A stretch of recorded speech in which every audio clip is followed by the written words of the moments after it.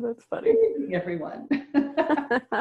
Okay, so everybody is, I'm muting all of you.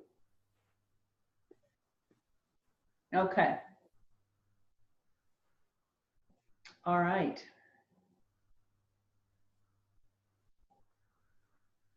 Okay, so as I said, we're going to go into using some of those tools. I threw one out to you kind of as an oh, by the way, at the end of last week's class. And there were several questions on, that sounds great, but how do we do that? So that's where we're going to go this week. And then also talking about how, how to do it, why we have permission to do it, how it works. So before we do that, let's go back in and set our field and just feel that wonderful connection with our higher selves and the guiding energies of this group and these teachings. Because one of the key things we did in the beginning last week was do that very profound, big meditation, really introducing you to the feeling and sensation of being truly physically aware on a very palpable level of your connection and your oneness with your higher self. And that actually is key to be able to use all these tools and all these practices. So I want you to practice that. That is the ultimate relationship, you and as your human self with your higher self, that you know it and you feel it and you work with it and you talk with it. It is your buddy. And so from that place then, you can do pretty much anything. And your higher self will be guiding you. Say, hey, how about that? Because you're in this conversation that's kind of almost nonstop. So let's go back in and bring that into our conscious awareness now as we go into this material. So just begin by closing your eyes and relaxing and visualizing. I hear somebody. Visualizing the earth star above your head, the 8th chakra. And we use this as a placeholder for the blueprint of all that you are as an energy being, as a human being, in all life forms, all dimensions, all realities, all times, all spaces, all parallels. And it's at a calibrated level that is safe to interact with on a physical, cellular, mental, emotional, and energetic level. And so picture and reach out to that beautiful orb of light and see what it looks like. Reach out with your curiosity. To me, it looks like this pulsating, vibrating orb of light, pulsating with the grids of many colors. And it is filling me and flowing over my body. And so we say this invocation now. Invite my higher self to work with me here, to fill me, to surround me. And I align myself with my higher self. And I ask my higher self to heal me, to open me, to restore and balance me, to teach me, to fill me, to transform every cell in my body, in all my bodies, all my realities, all my lifetimes. That we may walk as one, because we are one. That I may walk in the conscious awareness of our oneness and learn from this place and operate from this place. And so as we go into this class tonight, we ask each of our higher selves and the greater self that is above all selves to guide this teaching, to open each of us in a greater way to hear exactly what and how we need in order to fulfill our life's purpose. And we just give thanks and just rejoice and enjoy the wonderful delight and pleasure of this evolutionary experience and adventure that we as human beings are having into this expanded sense of self. So we give great thanks for the wonderful adventures we're having. So it is. So it is. So that felt good, didn't it? It did to me. I needed that. It sort of cleared the allergy fog away a little bit. So last week, toward the end of the class, I sort of announced that we were going to look at dimensions without going into it too much and picking them apart. I refer to the fact, and Judith, of course, is doing a wonderful work about the various dimensions according to the work of Barbara Hand Clow, who has outlined an archaeology or cosmology of 9 dimensions, anatomy. And so there are many of these, and they're useful, and they are what we like to call useful mythologies, because none of us knows exactly for sure, because these concepts are inconceivable. And we're using ways that make sense to us to bring these vast, inconceivable concepts into our everyday reality so we can work with them and walk with them, and they can inform us and change our lives.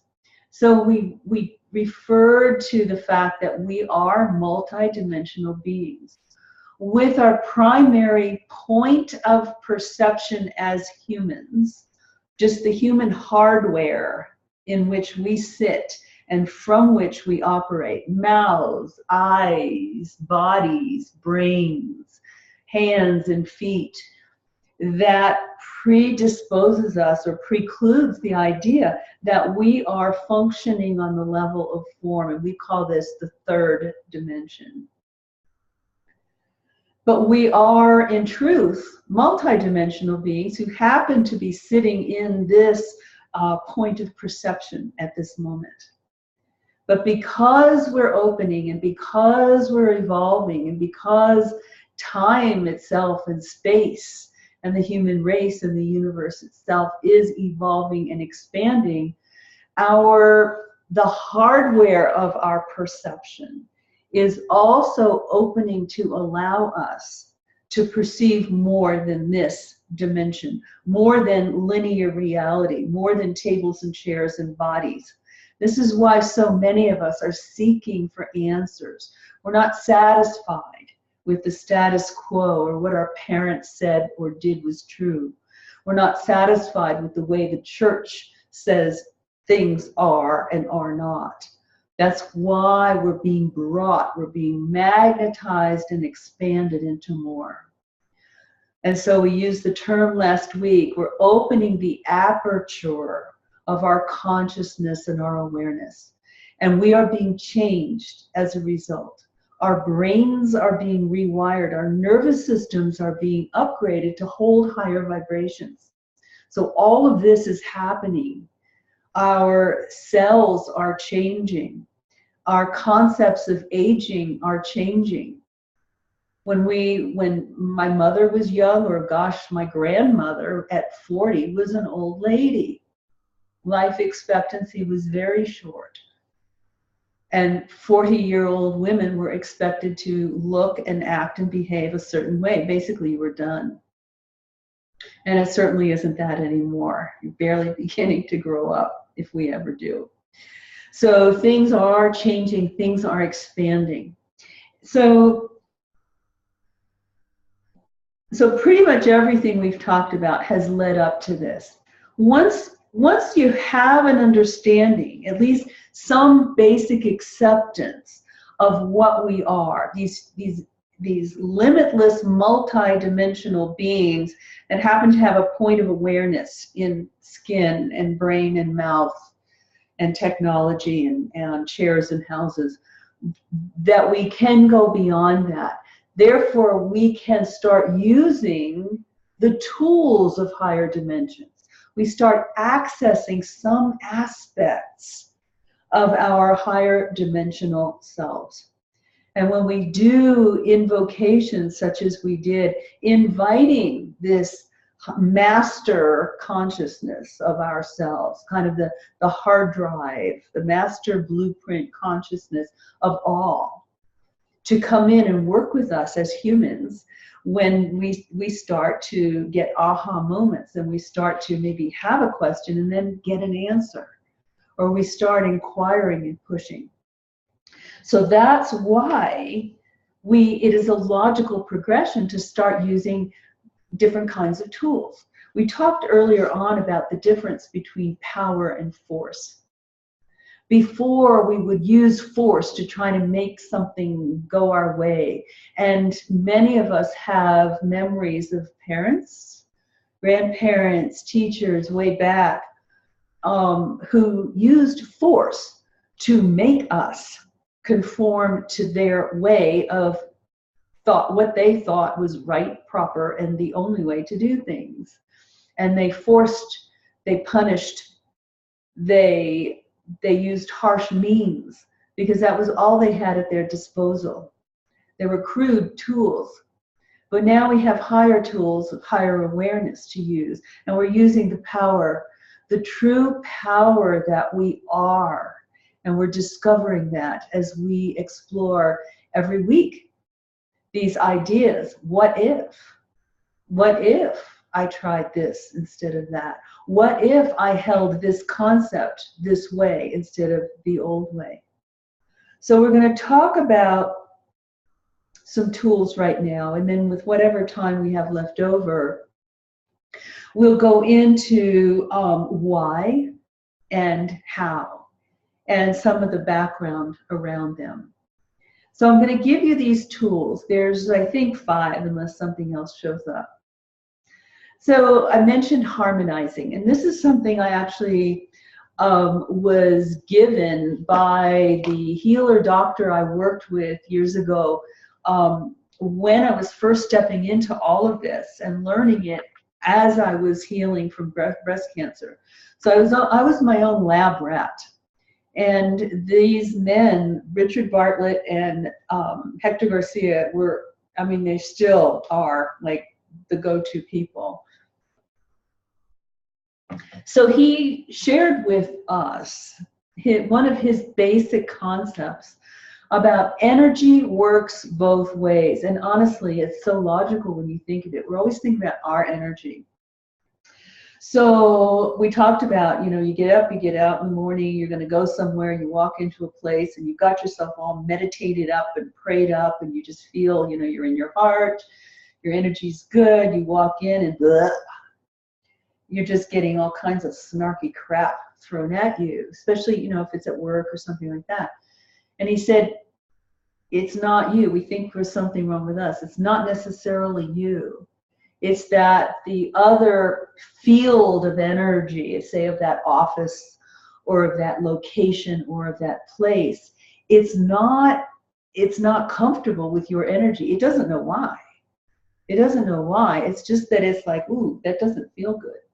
You know, that feels icky. And so there's a pushback energetically. We may just feel it as a pushback. I'll tell you one time when this really hit home to me, because he had taught it, and I was actually on my way from Seattle to San Diego to attend one of his trainings, and I had the worst time.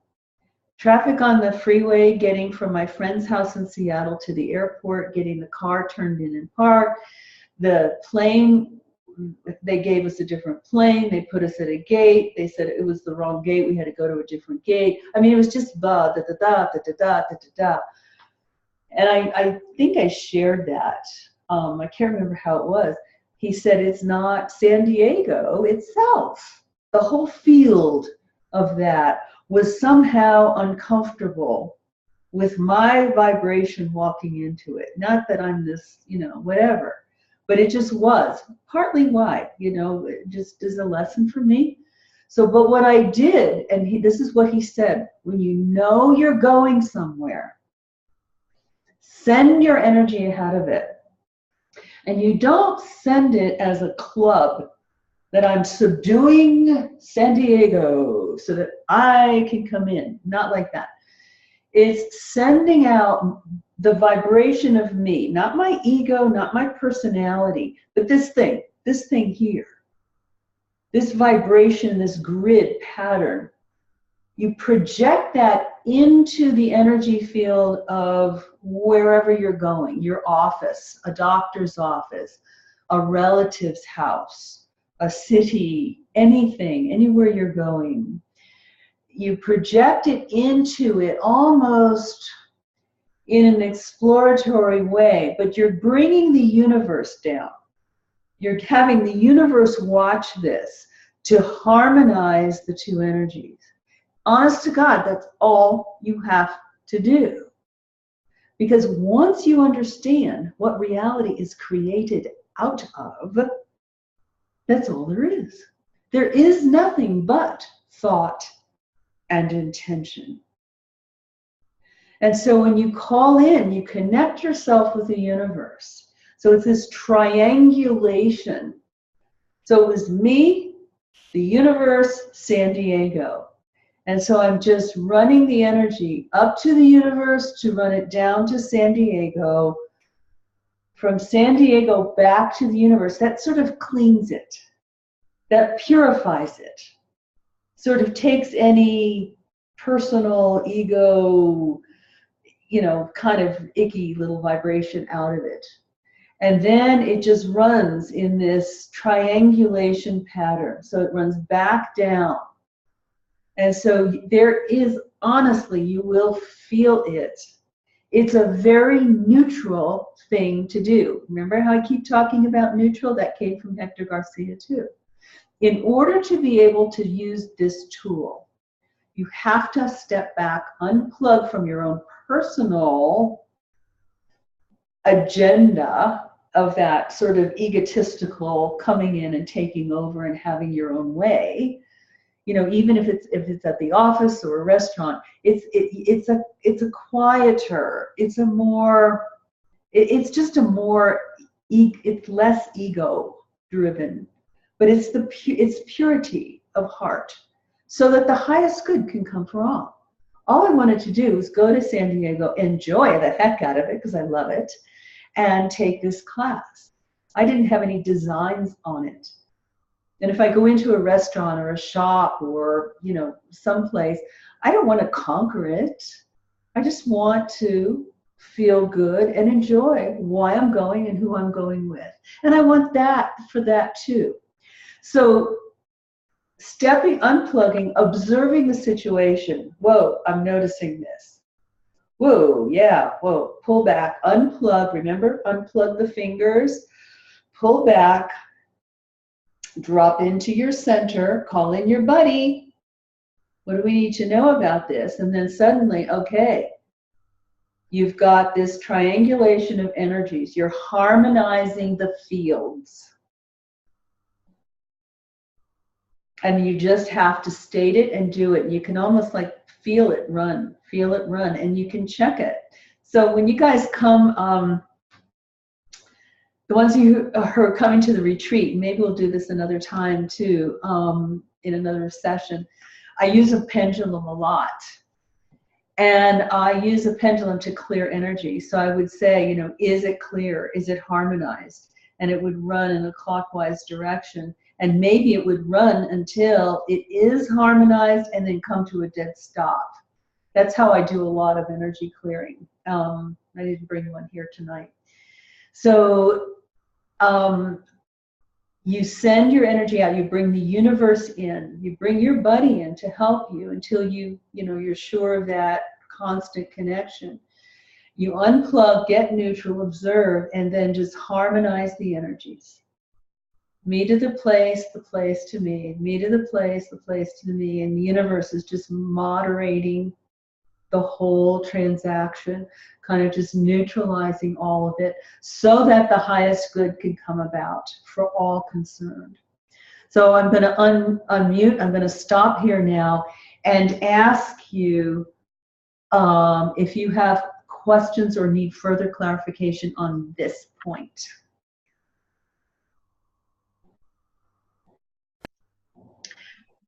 I think I get it, Meredith, But I do, okay, but I just want to make sure that in that neutralizing, in that sort of synchronization, and I love that it's ahead of time. I can think of situations which could have shifted if I had done that. Right. I am assuming that sort of what happens is that the energy field you're walking into actually has been lifted up a little bit in order to harmonize, as opposed to your field dropping down. So that I just wanted to make sure I'm on the right track with that. Yeah. Because even when there is a, a place that perhaps it doesn't have the highest vibration, but you have to go there. And it's not, it's not suddenly turning it into, paradise or something like that. But everything, in a way, it's perfect. The universe knows exactly what's going on, wherever, at whatever time. So that's why I think the word harmonize, so it is lifted so that it's not pulling you down, but that harmony. And again, these processes are probably, enough more complex that, that there are aspects of everything. There are aspects of this place, this situation, this group of people or whatever, that are, perfectly in aligned with where they need to be at that time. So yeah, there's probably more going on, but you can feel it. You can feel it. There's a peace, there's a flow, and there's a harmony. Now, honestly, think about if we all did this wherever we went. I mean, in a way, you can look at it as being sort of selfish, but if you're going in there with a heart for the highest and best, including yours, the highest and best includes your highest and best, good, the good. So someone else's highest good is not going to be your bad. I learned that from Dr. David Hawkins. The highest good is the highest good, and it's benevolent, period. It may bring lessons, but that's a whole different story. So yes, so it does, it raises and it just brings everything together so that there is flow. And imagine doing this wherever we go. You walk into a store and you just bring a vibration of harmony just through your intention and call the universe in. Do it. So you don't have to use force. You don't have to do anything except speak it. It's like we are, and this is one of the things that was explained to me doing healing work as I'm holding space during the breath work, that I'm watching what the guides are doing. I'm hearing what's going on. I'm sensing. But it's like there needs to be somebody here with skin on to be a conduit into this dimension, at least sometimes. And that seems to be how it is. Maybe we need it more than the universe needs it. I don't know. And honestly, it doesn't matter. But it seems to work that way, that we become a conduit for these harmonizing energies that works for the benefit of all. Okay, anybody else? Question, clarification, any of that? Okay, all right. So play with it. Okay, so here's another thing. One thing we're going to talk about is the way you use all these tools that we're going to talk about is by using your imagination and pretending. We're waking up our right brain, and we're just going to use the faculty of imagination to give us whatever little visuals or ideas or concepts that helps us to be able to do this. So sometimes I visualize a ball of light. Like I have this beautiful orb that is my soul star that's just pulsating with information and light and all this stuff. And I might take this and take a little holographic image of it, and I might just in my mind's eye throw it into the place. And then just have it explode in just a burst of light. So any little thing like that, I think the ball of light is real helpful with harmonizing. I also picture a triangle, with my energy field, the other thing, and the universe. And it's all just kind of flowing in this beautiful grid, back and forth, back and forth. And I'll picture that too, of this energy flowing in all ways possible. It's wonderful. Okay, so play with, ask for a visual when you start to use these things of what makes it real for you, what gives you permission to play in this field, because we are playing, because what we said about play and work. So one of the things I want to put in too is about setting your grid. And this is kind of a meta tool. It kind of applies over all of them. And it comes in with the neutrality piece and the unplugging piece. So I kind of did bring it into this first one.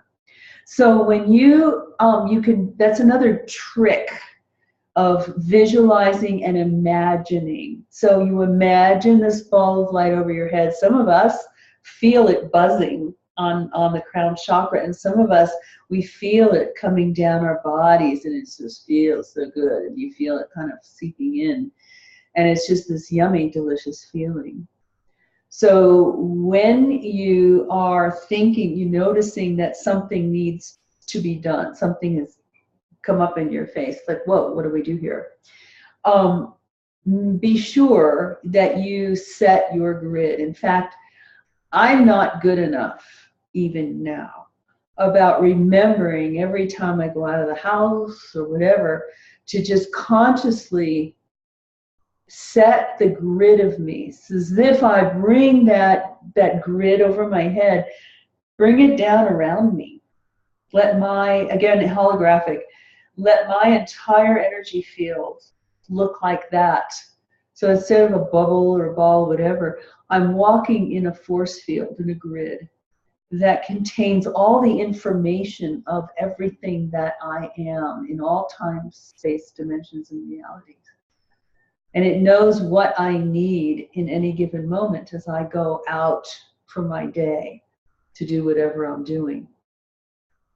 It's very important when you walk in or when you approach someone that your grid is set.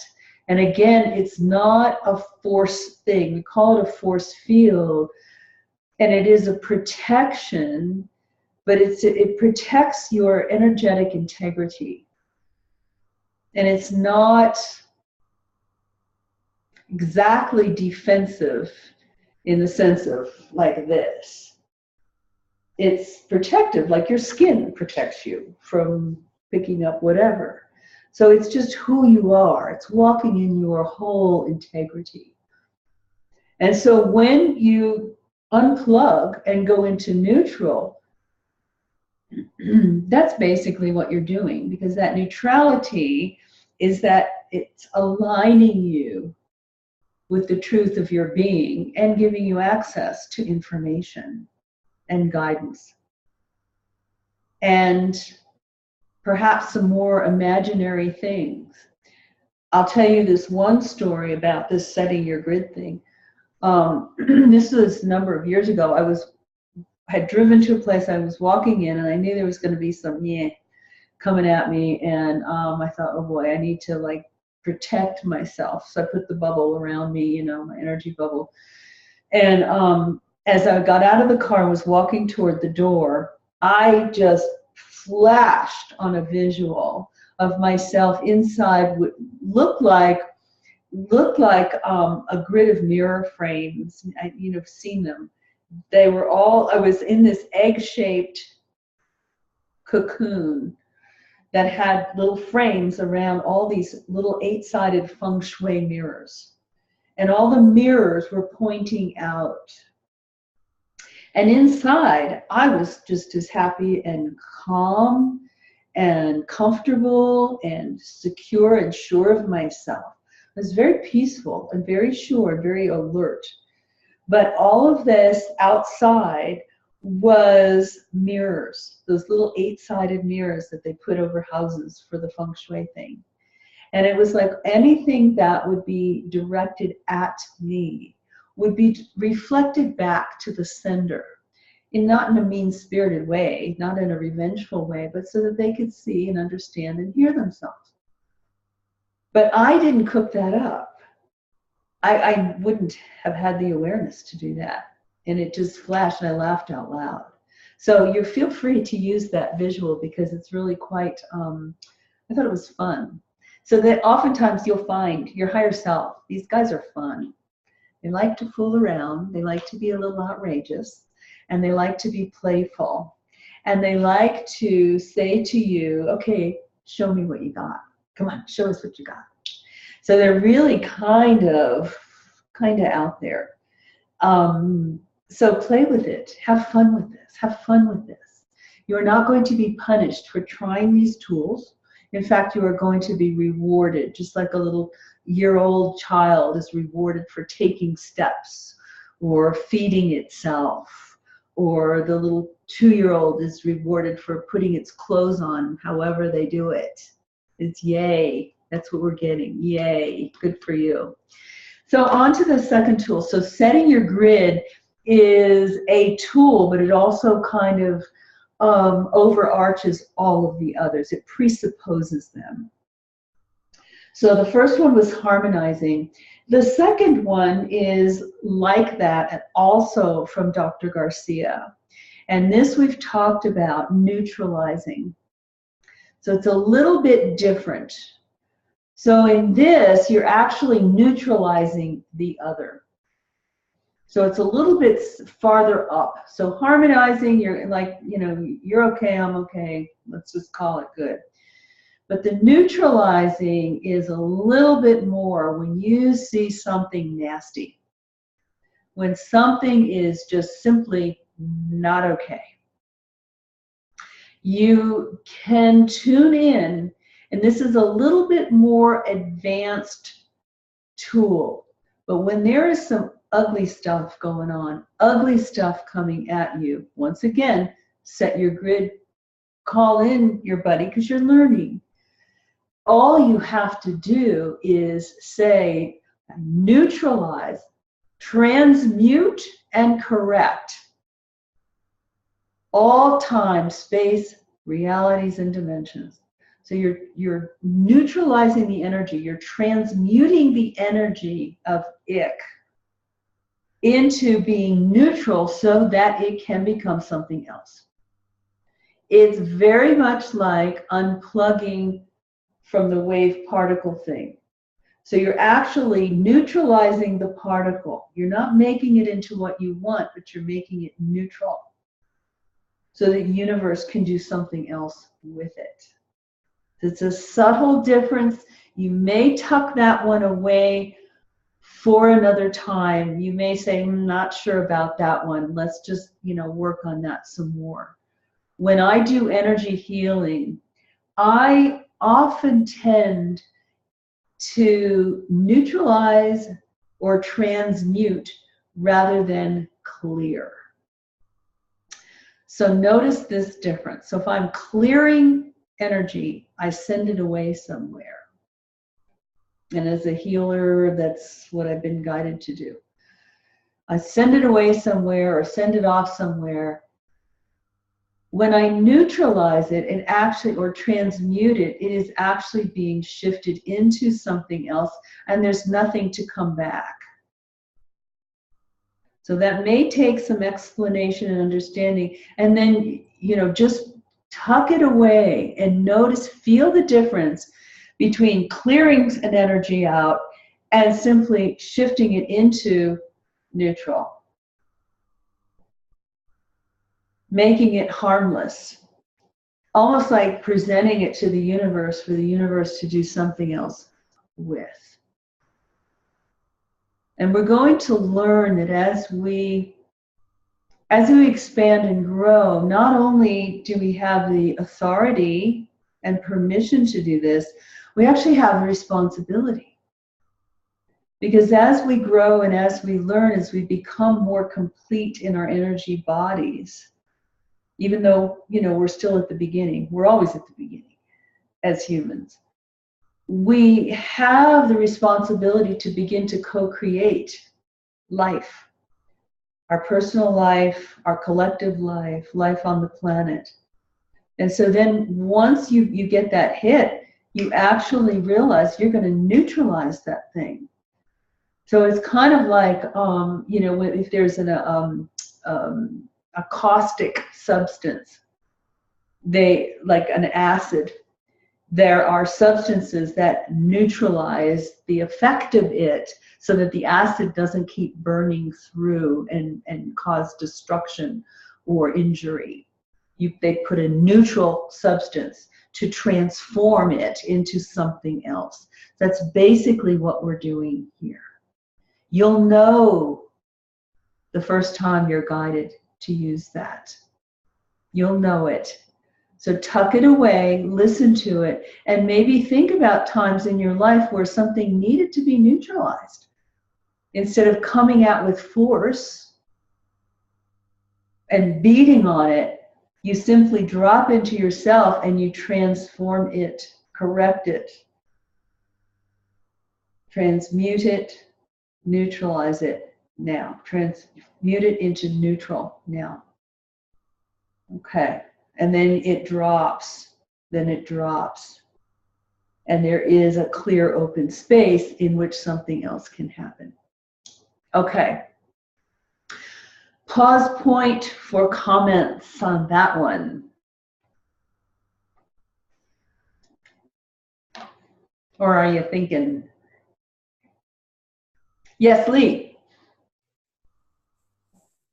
You may speak. Go ahead, Lee. Oh, you can unmute. I'll unmute. Okay. Okay. There you go. I can't hear you.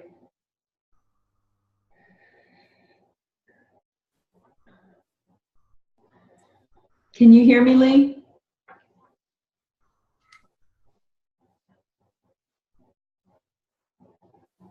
Okay. We'll come back. And if the sound gets okay and you want to jump in, just, speak. Okay. Anybody else? Questions? Yeah. I do, Mom. So, I can't help to think, is it you just feel like an icky vibe, or, okay, again, we'll go back to the work thing where it's just a situation. I mean, I would like to say I could drop in quickly, neutralize a situation, but how does the other person's energy gonna react to that just because that, you know what I mean? Yeah, no, it's okay because you're not coming at them with force. You're not attacking them. So when you notice a situation, say it's in the middle of the room, there's a person, here's a person, here's you, there's this energy in the middle of the room that's blah. Yeah. So you, as the conscious one, say, whoa, okay. So you kind of like pull back, set your grid, and then call your buddy and put that neutralizing energy in it. So so here's the thing. Okay, this is way basic. So back in the day, if anybody gets permanent waves, I used to get permanents in my hair. Like you used to do them to my head. Yeah. So they leave the processor on for so long, and then they put a neutralizer on it to stop the process. Okay. And if you clean your concrete with muriatic acid, you've got to put something base, baking soda or whatever, a base liquid to stop it from eating through the concrete. Mm-hmm. Or if you're doing a peel on your face, I'm really doing earthy things here. So get it. When you're doing a chemical peel on your face, there's a neutralizer that you put on so that it doesn't really fry you. Yeah. So that's what you're doing. Again, imagination. So okay, yeah, I like that. A lovely little bottle of neutralizing fluid right from your higher self and put that into the situation. So you're not attempting to override the personal, the sovereignty of the person. You know, it's not, you know, you're not trying to beat him and shut him up and all that stuff, but you want to diffuse the situation so, again, the highest good can come through. Okay. So you're throwing a little boom. Well, I like the whole imagination because I got hit a spray bottle to spray in the room, or There you go. or even the fire sprinklers setting off. Yeah, absolutely. Okay. So Absolutely. yeah, no, this is good. Good. Yeah, absolutely. Let it get really cool. You know, okay, that's fun. Decorate the bottle. You know. Right. Excellent. Thank you. Excellent. Yeah. So play with this. Play with this. Cool. So, anybody else with neutralizing? Yeah? No? I think you're having trouble with your microphone because it keeps going to mute and I'm not doing it. Okay.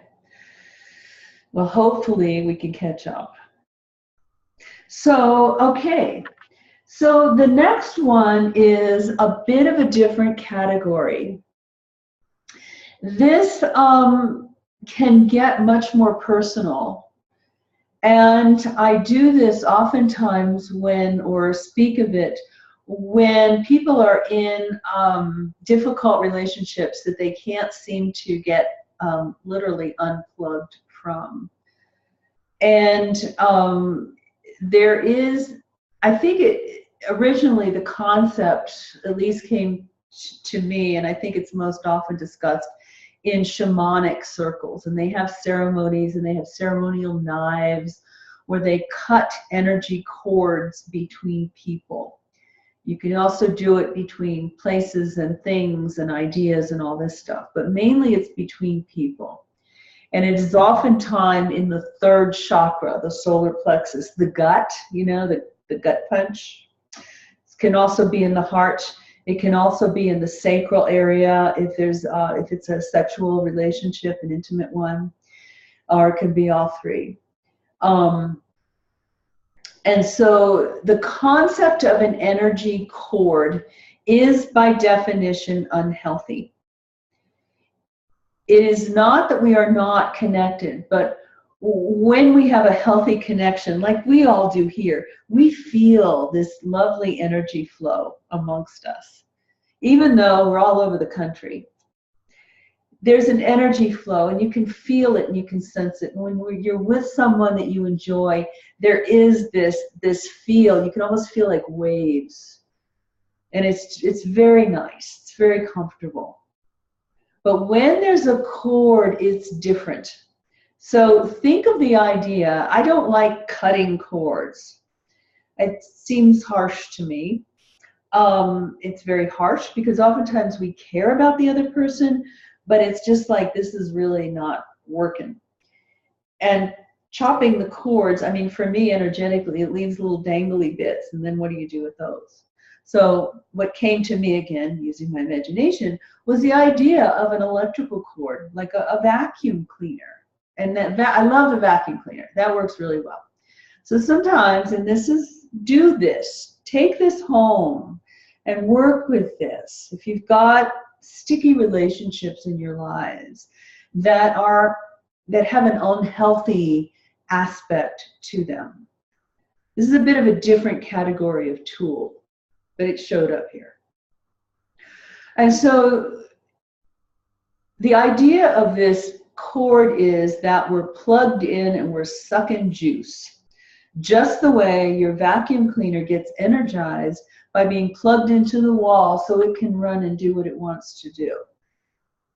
And so oftentimes we have these dysfunctional relationships where somehow we're juicing off the relationship in a not so healthy way. Excuses, codependence, it covers up a wound that we just aren't ready to face. And people then, you've said it yourself, probably, my God, they just sucked the life out of me. Exactly. So a nice ceremony to do is to just kind of picture that person standing in front of you, and you picture these energy cords maybe coming out of your solar plexus if you're plugged into them, and then there's this little plug into their solar plexus, and then maybe they've got coming into you, and there may be a whole bunch of people. There may be mother and father and ex-wife and ex-wife or husband and brother-in-law and God knows who else. I mean, I've had clients with whole, groups standing in front of them with all this cord stuff going. And you can even have a cord to someone who's passed when there's an unhealthy inability to let go. That the person sometimes doesn't know they're passed and they're still courting their child or their spouse or whatever. And so the first thing you do when you decide, I gotta get rid of this, is, so it's not attacking the person again. See, none of this is attacking the person. It's not personal. We are working at an energetic level here to get at the source. So when you feel that there's somebody there who's like, oh my God, they sucked the life out of me, or you know what, I realize the relationship I have with this person is unhealthy, but I can't do a damn thing about it. It's just too hard. So what I do is visualize that person, and I've done this. I reach over and I pull that plug, and I acknowledge how I'm juicing off this thing, the stories I'm getting, the excuses I'm getting. And just like on my vacuum cleaner, I step on that retractor button and I pull that cord back into myself. And it's amazing because you can feel the energy leak stop like that. And you take a breath and you feel the energy come back into you. And then the other person, when they're plugged into you, they're sucking off you because they're not connected to themselves, so they're connected to you. They're lost, or at least that's their story. But at least for right now, they have nowhere else to go. And that was one thing I didn't like about the cutting. I didn't feel it was kind to someone that you've got a relationship with and you care about their well-being. And so what I did was, what was given to me was that I reach into my solar plexus and I pull that plug out, but I reach above their head and I give that plug to their higher self. Because they've got that orb of light, just like we do. They just maybe don't know it's there yet. And so I plug them in with a prayer. I can't do this. It's too hard. You know their path. You know their soul contract. Take care of them. And if there's anything that is my job, let me know. But you're talking to the person's higher self. And you feel the energy drain stop. And then I like to put, just like in the house when you plug up an old phone jack or an electrical socket that you're not going to use anymore, you put a blank plate over it. I like to put a plate. I like to put a plate right on my solar plexus, right there, right below the rib cage at the top of the gut where it gets so hard, the diaphragm and the stomach. And you put a golden plate over there so that you can't be plugged into again. But your heart is more open now because you don't have to protect yourself from being sucked dry. And your head is clearer because you see the reality of what has been going on. Then you can start to take the other steps, the emotional steps, the mental steps, the physical steps, and get the awareness. It's almost like this ceremony, this tool, this practice gives you the space and clarity to actually see really what's going on and make your choices from there, from a more healthy place. It gives you the space to be able to have words to put, to be able to express, or to at least even understand what's going on with you from a different level, because the energy isn't going at you, sucking at you. Because the minute you start to cut that energy off, the other person is so energetically, I'm not saying consciously, energetically going to get panicky, and you're going to feel it because it's plugged into you. It's going to start pulling more the more you pull away. And I'll bet you've experienced that. I'll bet you have. So that is the unplugging of cords. And as I said, it can be in your heart. It can be your father's voice in your head. It can be in your gut. It can be in your sacral chakra, in your sexual area. If there's some of that kind of energy, it's all different. So again, use the tool to play with. Use the concept of energy cords. This is what first helped me step away from my marriage. That I blocked the energy because he was living off me because he was lost. But his soul had him. It's like, okay, I can't do this. I can't be the feeding station anymore because I'm dying. I'm going down the tubes here, and I've got a soul purpose and a life to live too. So take him, work with him, protect him, guide him, whatever he's ready for and whatever he needs, and let me be on my path now. And you know when you're ready to do it, you have the assurance that it's time.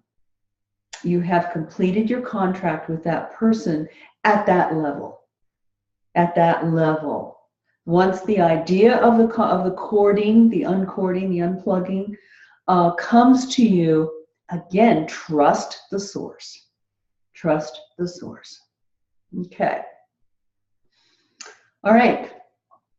Pause for discussion and questions. I actually did that today. You did? I did. Isn't that funny? Yeah. But it was more of on a concept because I was reading your paper.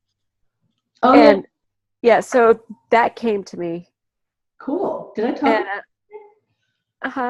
No, but that because we've years ago. I mean, we used that. Mm-hmm. Mm-hmm. And so it's funny that came to me, but it was more on my thoughts on lack. Oh. You know, because I was like panicking. My guts were so tight that my back hurt. Like I felt like somebody kicked me, and I was like, "Wow!" It was. I wanted to go home and get to bed. Like it was. So I imagine that. Yeah. Yeah. I think I was too in it. Yeah. Okay. So I just thought maybe that's why I put that down here. That's pretty fun. We can do the same thing with a morphic field. Maybe that's why it came. Well, it's true. So I had to get neutral to separate myself, and everything was better. Like that's cool. Okay. It was really cool. Let's revisit that. Thinking about like the morphic field of poverty, lack of success, whatever. Yeah. And you reach up and you unplug yourself from the spin and vibration and frequency of that. Woo!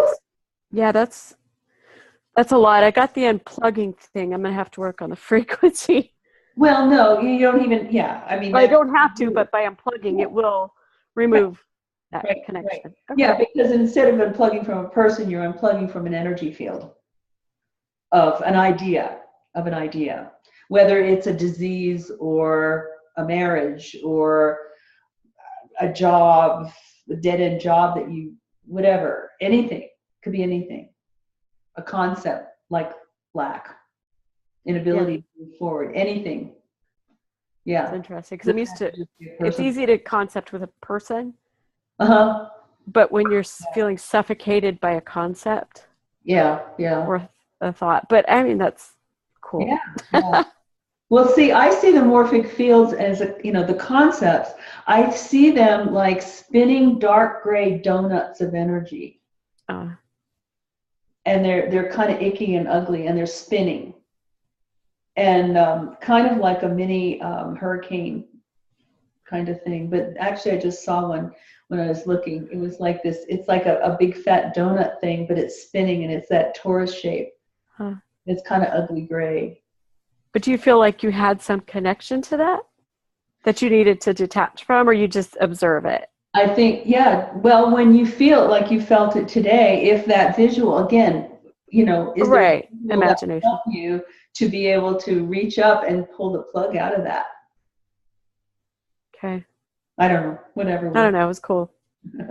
Good. Okay. Anybody else? And I, you know, if it's not clear, you know, email me tomorrow or tonight, whatever.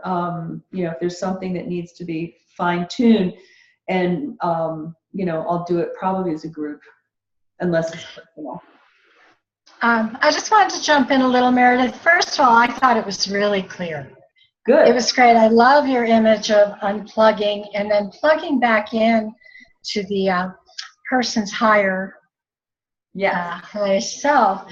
The only thing I was going to add, because when I've played with that a bit with clients and with myself, which is you unplug and kiss it and send it back. Oh, well, if you want to, I guess I didn't feel the need. Well, for me, and when I've worked with clients on this, the piece is, if it is someone you love, yes, yes, that way you can send it back with love and then plug it into their higher self. So I just wanted to throw that in. that's good. I have, in my own mind, seen a bow. I've seen that. I haven't seen the kiss. But either way, again, whatever visual helps your imagination to go with this stuff. So thank you for sharing that. That's great. That's great. Yeah, because some people have trouble. I have to say, are you ready to do this? And they have to think about it. But the cool thing is, it just shifts the energy. It doesn't break the relationship, except for, you know, giving you a chance to recreate something and get some space. Cool. Very cool. All right. Anybody else? We'll move on. I'm watching time here. Okay. Okay, here's the last one. And this is fun. Again, see, I guess I didn't think I used to have much imagination, but I guess it was waiting for all this stuff. Because, I mean, I started out clearing energy, casting out demons, healing, you know, doing stuff in the Catholic Church back in the 70s. You know, it was all this stuff. And it has obviously shifted a little bit then, but it was like I wasn't afraid of that stuff. And there are, you know, like we say, there are a number of dimensions and there are life forms that live in them. And, you know, they all have different agendas, and we're not victims and we're not unsafe, none of that. But sometimes when there's stuff, and somehow, you know, you need to take care of things. This has come to me, I don't even know how it came, but I was working at one point, I don't even remember the situation, but again, working on something, and what showed up in my mind's eye, I think, oh yeah, somebody was asking me to do some work on their house, that some really, really bad, ugly, dark, nasty stuff was going on there, and they were being terrorized. And what came to me was, I've worked with Archangel Michael, always. In one of my breathwork journeys, he actually appeared to me with his fiery sword. I used to do that. In fact, the first time I saw the fiery sword was in 1980, when I was doing intercessory work with my sister, who was in a severe coma. But I saw the fiery sword standing at the head of her bed. And in this breathwork journey, when I would do clearing work, I would invoke Archangel Michael, but then there would be this blue, sort of like a lightsaber, of blue-white light. And this was my visual to cut away stuff. Just whatever dark cords or like mucousy membranes of things, then just stuff. And then one time in a breathwork that I was doing, personally, Archangel Michael appeared, walked up to me, and presented the sword and put it in my heart. So it was a very, very powerful, powerful experience. But since then, So I always like, if I'm in a scary place with a client or I see they're going through some weird stuff, I always call in Archangel Michael. I know a lot of you probably do. But one day what showed up was his SWAT team. And it was wonderful. So he dispatched, or I did, or whatever, but they worked for him. And again, useful mythology. Useful mythology. It works. Change happens. The cosmic SWAT team goes and does what SWAT teams do. And then after that, what showed up was the cosmic Merry Maids. They come in and make things nice and pretty afterwards. So this is a very playful way to do some serious stuff. I mean, if you've got some things going on, or a friend of yours does, or that you're a little bit like, whoa, this is scary stuff here. Just call in these energies. Call in Archangel Michael if that's something that you're comfortable with, or use this idea, this imagination, to send the SWAT team out to clear the energy. They're golden. They're bright golden. If you close your eyes, they're like these, SWAT team, only they're golden and they glow. And they go in and they clear. And we don't have to worry about it. I don't do this stuff. I do not do this stuff. I call in these higher powers, these higher frequency beings, life forms, who appear to me this way. And I say, just go take care of what needs to be taken care of. And then the lovely little Merry Maids come in, and they just bring a sweet, harmonious energy. They make it smell nice. They make it look nice. They make it feel good. So that life goes on at a higher vibration. And people are better. Life is better. So that was my last one. I saved that for last. I love it. I love it. It's just, they're just favorites of mine, and I'm very pleased to have made their acquaintance. So again, stopping and asking for feedback, reactions, questions, all that stuff. Anybody?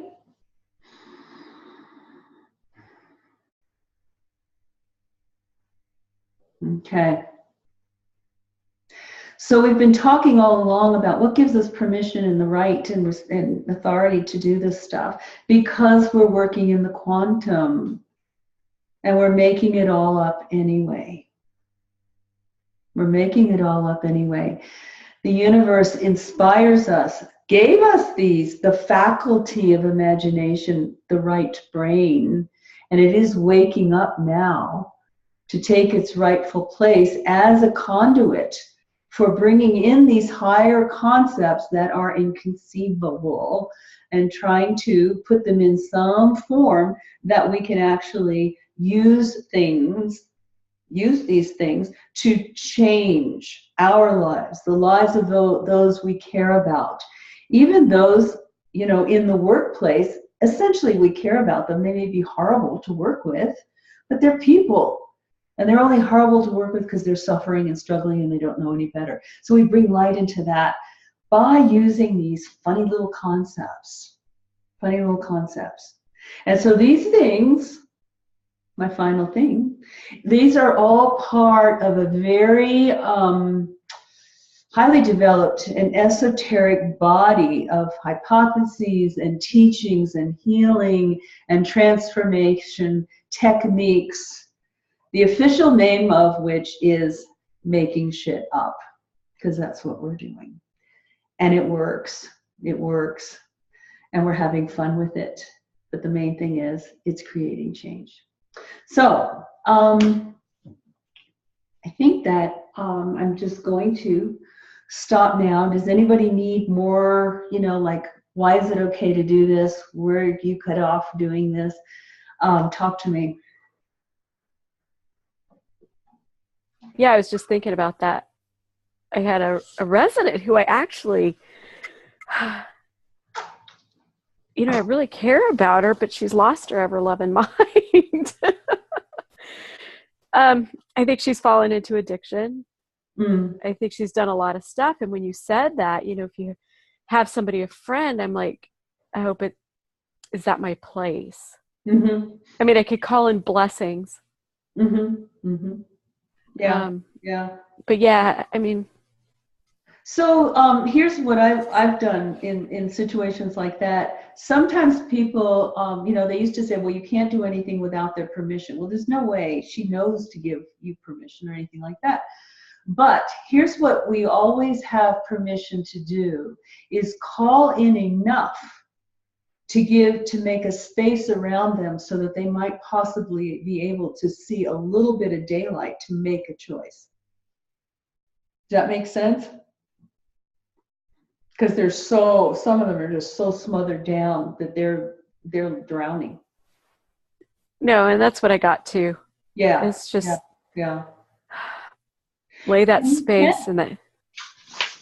Yeah. Ask Archangel Michael, can you go to her? Is there something? Is there something? And see, then, you know, playing with the pendulum, or a lot of times I wear a crystal and I'll play with that.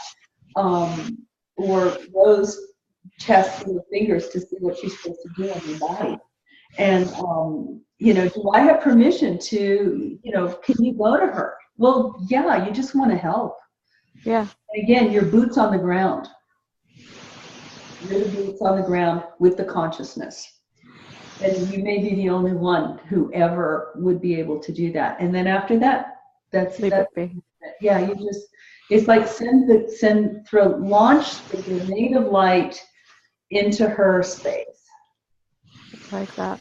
And that's a good thing. Yeah. Thanks. Yeah. Anything else? Anybody else? It's so funny to talk like this and then hear dead silence. Please say something.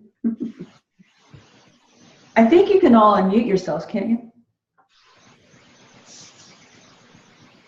Yes. This is Darla. Can you hear me? Yeah, I can. That last point that you made was really profound, because I have a theta healer that lives next door to me, and she's often said that you can't